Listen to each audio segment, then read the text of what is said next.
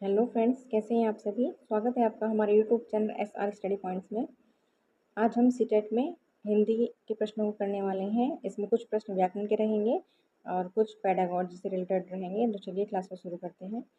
और जो क्लास से नए जुड़ रहे हैं बच्चे, वो सभी चैनल को सब्सक्राइब और वीडियो को लाइक शेयर करना। चलिए शुरू करते हैं। भाषा सीखने में सबसे महत्वपूर्ण भूमिका किसकी होती है? आंसर हो जाएगा सार्थक संवाद। भाषा कक्षा में शिक्षक को किस प्रकार के प्रश्न पूछने चाहिए? केवल वस्तुनिष्ठ, चिंतनशील एवं खुले प्रश्न, केवल हाँ ना वाले या केवल रटने वाले? आंसर हो जाएगा चिंतनशील एवं खुले प्रश्न पूछने चाहिए। भाषा शिक्षण में कहानी का प्रमुख उद्देश्य क्या है? मनोरंजन पात्र मात्र, भाषा एवं कल्पना शक्ति का विकास, समय व्यतीत करना, परीक्षा की तैयारी कराना? आंसर हो जाएगा भाषा एवं कल्पना शक्ति का विकास कराना। श्रवण कौशल का विकास किससे होता है? ध्यानपूर्वक सुनने से, केवल लिखने से, केवल पढ़ने से, केवल बोलने से? जहाँ पर भी आपको केवल शब्द दिखाई दे तो उसको वैसे ही काट देंगे, क्योंकि ये निगेटिव होता है। तो श्रवण मतलब सुनने का होगा, ध्यानपूर्वक सुनने से। भाषा सीखने में त्रुटियां दर्शाती हैं कि बच्चा सीख रहा है, बच्चा असफल है, बच्चा कमजोर है या फिर बच्चा अनुशासनहीन है। तो आंसर हो जाएगा भाषा सीखने में बच्चा सीख रहा है। भाषा सीखने में त्रुटियां दर्शाती हैं कि बच्चा सीख रहा है।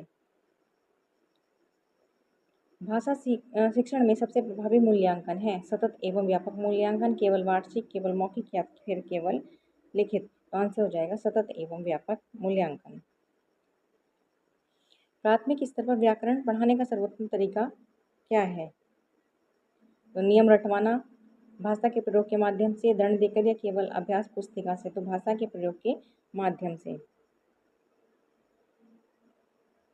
भाषा की पाठ्य पुस्तक का उद्देश्य है भाषा कौशलों का विकास, केवल पाठ याद कराना, परीक्षा कराना, गृह कार्य देना? तो आंसर हो जाएगा भाषा कौशलों का विकास। पठन बोध का क्या अर्थ है? तेज पढ़ना, पढ़े हुए का अर्थ समझना, केवल उच्चारण करना या फिर लिखना? पठन बोध का अर्थ होता है पढ़े हुए का अर्थ समझना। बच्चों में लेखन कौशल विकसित करने का सबसे अच्छा उपाय क्या है? तो नियमित लेखन अभ्यास, केवल नकल करवाना, दंड देना या फिर केवल व्याकरण पढ़ाना? तो लेखन कौशल बच्चों का विकसित होगा अच्छा नियमित लेखन अभ्यास के द्वारा। भाषा शिक्षण होना चाहिए बाल केंद्रित, शिक्षक केंद्रित, परीक्षा केंद्रित या फिर पुस्तक केंद्रित? तो आंसर हो जाएगा भाषा शिक्षण होना चाहिए हमेशा बाल केंद्रित। कविता पढ़ाने की सर्वोत्तम विधि है सस्वर वाचन, केवल अर्थ लिखवाना, रटवाना या फिर परीक्षा लेना? आंसर हो जाएगा सस्वर वाचन। भाषा सीखने में शब्द भंडार बढ़ाने का सर्वोत्तम माध्यम है विविध पठन, दंड, रटना या फिर केवल शब्दकोश? तो भाषा सीखने में शब्द भंडार बढ़ाने का सर्वोत्तम उपाय है विविध पठन। बहुभाषी कक्षा में शिक्षक को मातृभाषा का सम्मान करना चाहिए, मातृभाषा पर रोक लगानी चाहिए, केवल हिंदी बोलनी चाहिए या केवल अंग्रेजी बोलनी चाहिए? इसका आंसर हो जाएगा पहला, बहुभाषी कक्षा में शिक्षक को मातृभाषा का सम्मान करना चाहिए। मौखिक अभिव्यक्ति विकसित होती है संवाद से, केवल लेखन से, केवल व्याकरण से या फिर केवल परीक्षा से? आंसर हो जाएगा संवाद से। भाषा शिक्षण में शिक्षक की भूमिका क्या होती है? तो शिक्षक की भूमिका एक सहायक फैसिलिटेटर की होती है। भाषा सीखने में प्रेरणा का प्रभाव होता है सकारात्मक, नकारात्मक, कोई प्रभाव नहीं या फिर बहुत कम? 17 का आंसर हो जाएगा सकारात्मक।